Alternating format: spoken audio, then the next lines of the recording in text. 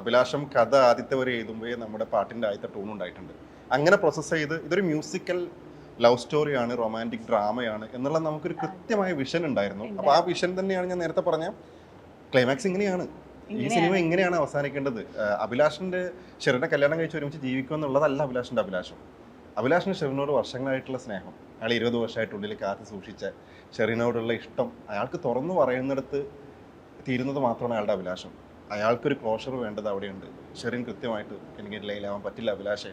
ഷെറിൻ്റെ ക്യാരക്ടറിനും കൃത്യമായ ഡെപ്തും ഐഡൻറ്റിറ്റിയും അവൾ എത്രത്തോളം അമീറിൽ തന്നെയാണ് എന്നുള്ളതും അത്തരം ഡെപ്ത് കാര്യങ്ങളെല്ലാം നമ്മൾ കൃത്യമായിട്ട് വെച്ചിട്ടുണ്ടായിരുന്നു. അതുപോലെ അമ്മയുടെ ഇഷ്ടം, താജുവിന് ഷെറിനോടുള്ള ഇഷ്ടം പറഞ്ഞു നോക്കി കിട്ടൂല അമ്മ, നടക്കൂല. അടിപൊളിയായിട്ട് ചെയ്തിട്ടുണ്ട് കേട്ടോ.